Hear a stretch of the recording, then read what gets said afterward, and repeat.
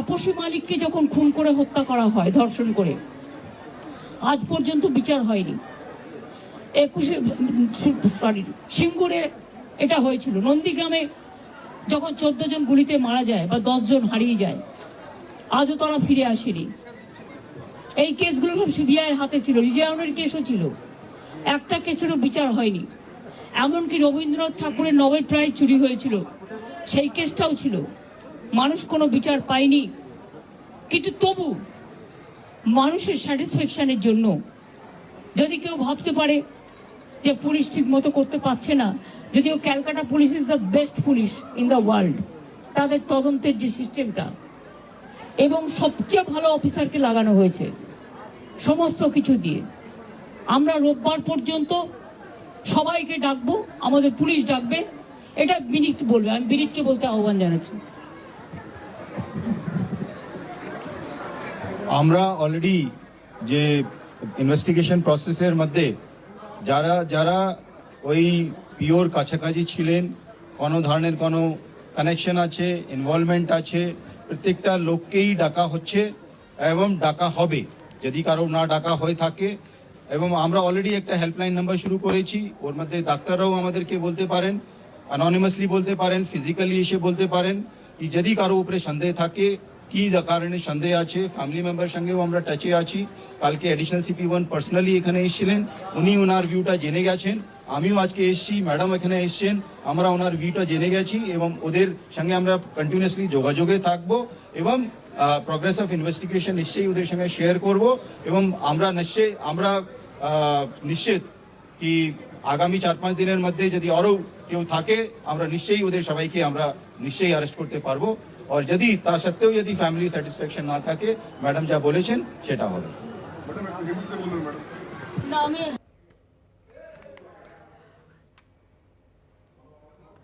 আপনাদের সামনে যে বিষয় তুলে ধরলাম, মুখ্যমন্ত্রী মমতা বন্দ্যোপাধ্যায় নিহত তরুণীর বাড়িতে এবং সংবাদ মাধ্যমের মুখোমুখি হয়ে তিনি বেশ কিছু বিষয় জানালেন এবং যেখানে তিনি বলেছেন যে রবিবারের মধ্যে মামলার কিনারা না করতে পারলে সিবিআইকে দিয়ে দেব। এবং পাশাপাশি তিনি এও জানিয়েছেন যদিও সিবিআইয়ের সাফল্যের হার খুবই কম, তবুও মানুষের সন্তুষ্টির জন্য সিবিআইয়ের হাতে তদন্তভার যাক, এমনটাই বলেছেন। যত দ্রুত সম্ভব রহস্যের কিনারা করতে হবে এমনটাই জানিয়েছেন মুখ্যমন্ত্রী। ফাঁসির দাবি জানানো হবে এমনটাও জানিয়েছেন আজ মুখ্যমন্ত্রী মমতা বন্দ্যোপাধ্যায়। বাবা মা বলেছেন ভিতরের কেউ জড়িত রয়েছে এমনটাই বলেছেন মুখ্যমন্ত্রী। নিহত তরুণী চিকিৎসকের বাড়িতে মুখ্যমন্ত্রী মমতা বন্দ্যোপাধ্যায় এবং পাশাপাশি তিনি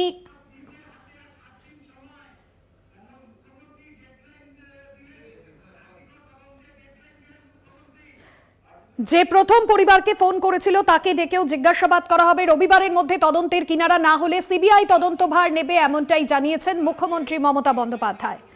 আরজিকর কাণ্ডে ডেডলাইন দিলেন মুখ্যমন্ত্রী মমতা বন্দ্যোপাধ্যায়। 7 দিনের সময় দিয়েছেন মুখ্যমন্ত্রী মমতা বন্দ্যোপাধ্যায় পুলিশকে এবং পাশাপাশি এও জানিয়েছেন মুখ্যমন্ত্রী মমতা বন্দ্যোপাধ্যায় যত দ্রুত সম্ভব রহস্যের কিনারা করতে হবে। আরজিকর কাণ্ডে ডেডলাইন মুখ্যমন্ত্রীর। আরজিকর কাণ্ডে মুখ্যমন্ত্রী মমতা বন্দ্যোপাধ্যায় ডেডলাইন।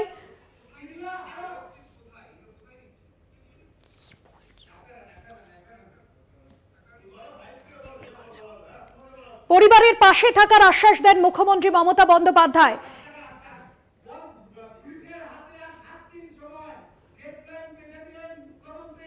আরজিকর কাণ্ডে ডেডলাইন বেঁধে দিলেন মুখ্যমন্ত্রী মমতা বন্দ্যোপাধ্যায়। পাশাপাশি তিনি এও জানিয়েছেন যে 7 দিন সময় দিয়েছেন পুলিশকে এবং রবিবারের মধ্যে এই ঘটনার কিনারা করতে হবে। এবং এও বলেছেন মুখ্যমন্ত্রী যে রবিবারের মধ্যে এই ঘটনার কিনারা করতে না পারলে, অর্থাৎ 7 দিনের মধ্যে এই ঘটনার কিনারা করতে না পারলে সিবিআই তদন্ত নিক। যদিও সিবিআইয়ের সাফল্যের হার কম, পুলিশের হাতে আর 7 দিন সময়, মমতার মুখে আরজিকর তদন্তের ডেডলাইন। আপনাদের জানিয়ে রাখবো রবিবারের মধ্যে তদন্ত শেষ করতে হবে। রবিবারের মধ্যে তদন্ত শেষ করতে না পারলে সিবিআইয়ের হাতে তদন্তভার এমনটাই ঘোষণা করলেন মুখ্যমন্ত্রী মমতা বন্দ্যোপাধ্যায়। জয়ন্ত মজুমদার আমাদের প্রতিনিধি রয়েছেন ফোন লাইনে। জয়ন্ত, মুখ্যমন্ত্রী মমতা বন্দ্যোপাধ্যায় আরজিকর কাণ্ডে একেবারে ডেডলাইন বেঁধে দিলেন, পুলিশকে 7 দিন সময় দিয়ে দিলেন, কি বললেন এ বিষয়ে মুখ্যমন্ত্রী? দেখো পুলিশকে কিন্তু নির্দেশ দিয়েছেন, নির্দিষ্ট সময়সীমা কিন্তু বেঁধে দেওয়া হয়েছে মুখ্যমন্ত্রী মমতা বন্দ্যোপাধ্যায়ের তরফ থেকে। তার পাশাপাশি পুলিশ কমিশনারেট অর্থাৎ কলকাতা পুলিশ কমিশনারেট তিনি কিন্তু এখানে নিজে উপস্থিত ছিলেন। তিনি যেমনটা বললেন যে পরিবার যেমন ভাবে তদন্ত প্রক্রিয়া চাইছে ঠিক সেইভাবেই যেন গোটা তদন্ত প্রক্রিয়া করা হয়, এমনটাই কিন্তু জানানো হয়েছে মুখ্যমন্ত্রীর তরফ থেকে এবং তার পাশাপাশি পুলিশ কমিশনারেটের তরফ থেকেও। অর্থাৎ যদি তার পরিপ্রেক্ষিতে অর্থাৎ এই তদন্ত প্রক্রিয়ার ডেডলাইন ও পেরিয়ে যাওয়ার পর যদি পরিবারের মনে হয় এই তদন্ত প্রক্রিয়া সঠিকভাবে হয়নি বা এই তদন্ত প্রক্রিয়ায় খামতি রয়েছে, তার পরিপ্রেক্ষিতে কিন্তু তারা সিবিআই বা অন্য কোনো বেসরকারি সংস্থাকে দিয়ে তদন্ত করাতে পারে। সেই বিষয়ে কিন্তু অ্যাসিওরেন্স দিয়েছেন মুখ্যমন্ত্রী মমতা বন্দ্যোপাধ্যায়। তাদেরকে পরিষ্কারভাবে ডেডলাইন এবং সময়সীমা বেঁধে দেওয়া হয়েছে এবং তাদের পরিবারের সঙ্গে দীর্ঘক্ষণ কথা বলেন, প্রায় 40 মিনিট ধরে কিন্তু তাদের পরিবারের সঙ্গে তিনি কথা বলেন নিজে এবং নিজে গোটা তদন্তের আশ্বাস দেন। এবং পরিবারের যেটা জানতে পারা যাচ্ছে সূত্রমার্জিত খবর, পরিবারের লোকেরা সরাসরি ক্যামেরার সামনে না বললেও যেটা জানতে পারা যাচ্ছে পরিবারের লোকেরা বারবার বলছিলেন যে একা অর্থাৎ তার যে মেয়ে যেভাবে নৃশংসভাবে হত্যা করা হয়েছে, অর্থাৎ কেউ একজন একার পক্ষে সঞ্জয়ের পক্ষে এটা করা সম্ভব নয়, আরো বেশ কয়েকজন জড়িত থাকতে পারে, সুপারিশ দেওয়া হতে পারে কাউকে। এবং শুধু তাই নয়, তার পাশাপাশি কিন্তু এটাও প্রশ্ন উঠে আসছিল বেশ কয়েকদিন ধরে কিন্তু সিনিয়রদের কিন্তু চাপের মুখে ছিল নির্যাতিতা ছাত্রী, অর্থাৎ সেখানে কিন্তু প্রচুর মানুষ জড়িয়ে থাকলেও থাকতে পারে। তো সেই বিষয়ে কিন্তু মুখ্যমন্ত্রীকে তারা জানায়, সরাসরি খোলাখুলি কথা হয় তাদের সঙ্গে।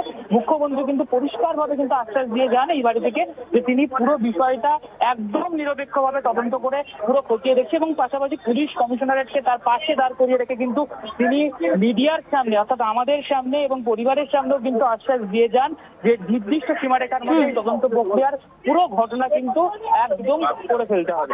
অর্থাৎ জয়ন্ত, এই জায়গা থেকে একটা বিষয় যে বিষয়টা তোমার কাছে জানতে চাইবো, এর আগে অর্থাৎ এই আরজি করের ঘটনা ঘটার পরেই মুখ্যমন্ত্রী জানিয়েছিলেন সাংবাদিক বৈঠকে এবং নগরপাল বিনীত গোয়েল তিনিও জানিয়েছিলেন যে পরিবার চাইলে যে কোনো এজেন্সিকে দিয়ে তদন্ত করতে পারে। সঙ্গে থাকো জয়ন্ত। করা হচ্ছে তা আমরা তাকে বুঝিয়ে বলেছি ঠিক আছে আপনাকে ওখানে কাজ করতে হবে না, আমরা ওনাকে সরিয়েছি অন্য জায়গায়। আমরা ওখানে MSVP কেও সরিয়ে দিয়েছি ডিউ টু নেগলিজেন্স। আমরা হাসপাতাল থেকে হেড অফ দ্য ডিপার্টমেন্ট যে চেস ডিপার্টমেন্ট তাকেও সরিয়ে দিয়েছি এবং পুলিশ পোস্টে যে ACP ছিলেন তাকেও সরিয়ে দিয়েছি, সবাইকেই সরানো হয়েছে। এবং ডগ স্কোয়াড থেকে শুরু করে ভিডিও থেকে শুরু করে ফরেন্সিক ডিপার্টমেন্ট থেকে শুরু করে সবাইকেই ইনভলভ করা হয়েছে যাতে খুনি গ্রেপ্তার হয় এবং দোষীরা শাস্তি পায়। এবং আমি চাই পুলিশ যত তাড়াতাড়ি সম্ভব দোষীদের গ্রেপ্তার করবে। আর রবিবার পর্যন্ত যদি তারা কুল কিনারা করতে না পারেন, কারণ ভেতরেও তো অনেকে আছে, তাহলে এই কেসটা আমরা আমাদের হাতে রাখবো না, আমরা সিবিআইকে দিয়ে দেবো। তার কারণ হচ্ছে আমার এতে কোনো পাওয়ার লেনা দেনা কিছু নেই, আমি প্রথম দিন থেকেই বলছি। কিন্তু ওদের সাকসেস রেট খুব কম। তাপসী মালিককে যখন খুন করে হত্যা করা হয় ধর্ষণ করে, আজ পর্যন্ত বিচার হয়নি।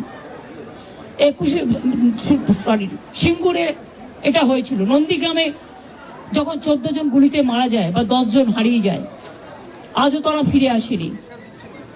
এই কেসগুলো সব সিবিআইয়ের হাতে ছিল, রিজাউনের কেসও ছিল, একটা কেসেরও বিচার হয়নি। এমনকি রবীন্দ্রনাথ ঠাকুরের নোবেল প্রাইজ চুরি হয়েছিল, সেই কেসটাও ছিল, মানুষ কোনো বিচার পায়নি।